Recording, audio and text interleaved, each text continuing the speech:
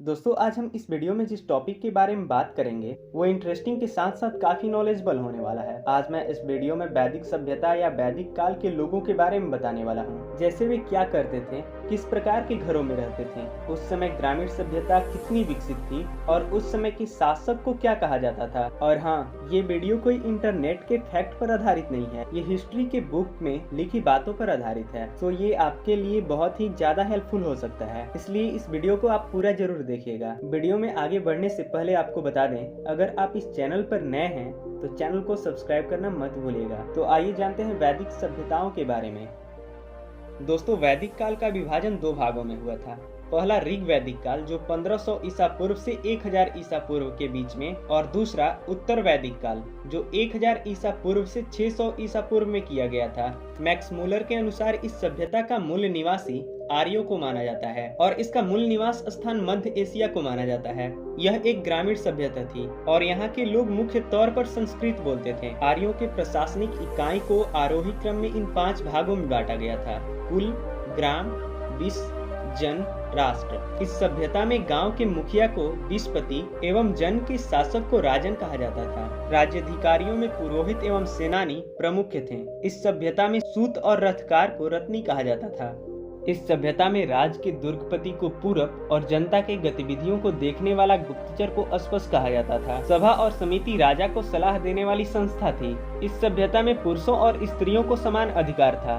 वैदिक काल की महिलाएं भी सभा और समितियों में भाग लिया करती थी और राजा युद्ध में कबीले का नेतृत्व करता था। दशहरा युद्ध का उल्लेख ऋग्वेद के 7वें मंडल में मिलता है। यह युद्ध गायों के लिए किया गया था, जिसे गविष्टि कहा जाता था, जिसका अर्थ होता है गायों की खोज। यह युद्ध रावी नदी के तट पर सुदास एवं 10 जनों के बीच लड़ा गया था, जिसमें सुदास विजयी हुआ था। वैदिक सभ्यता 4 वर्णों में विभाजित किया गया था: ब्राह्मण, क्षत्रिय, वैश्य और क्षूद्र। यह विभाजन व्यवसाय पर आधारित था।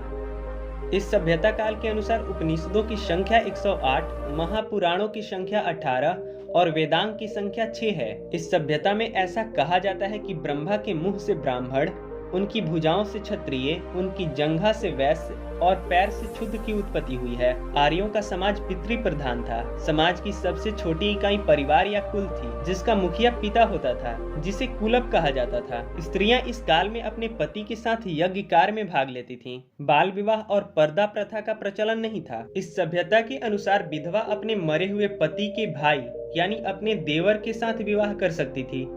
जीवन भर अविवाहित रहने वाली महिलाओं को अमाजु कहा जाता था और स्त्रियां भी शिक्षा ग्रहण कर सकती थी। इस सभ्यता में वेश्यावृत्ति का प्रचलन था और आर्यों का मुख्य पेय पदार्थ सोमरस था।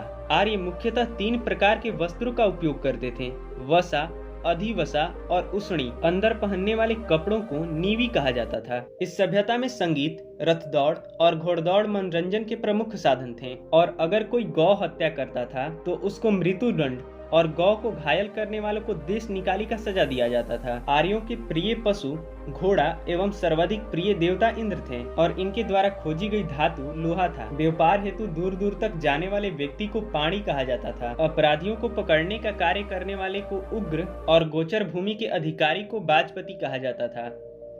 वैदिक सभ्यता में लेन देन में वस्तु विनिमय प्रणाली प्रचलित थी। ऋग्वेद में उल्लेखित नदियों में सरस्वती सबसे पवित्र मानी जाती थी। ऋग्वेद में गंगा का 1 बार और यमुना का 3 बार उल्लेख किया गया है। वहीं सिंधु नदी का उल्लेख सबसे अधिक बार किया गया है। सत्यमेव जयते को मुंड को उपनिषद से लिया गया है। पूरे विश्व में प्रचलित गायत्री मंत्र को ऋग्वेद से लिया गया है, जिसका रचयिता विश्वामित्र को माना जाता है। विश्व का सबसे बड़ा महाकाव्य महाभारत को माना जाता है, जिसका पुराना नाम जय संहिता था। दोस्तों, ये वीडियो आपको कैसा लगा कमेंट में जरूर बताइएगा और चैनल को सब्सक्राइब करना मत भूलिएगा। और हाँ, ये इमेज को एक बार जरूर देखिएगा जो वैदिक कालीन देवताओं को दर्शाता है।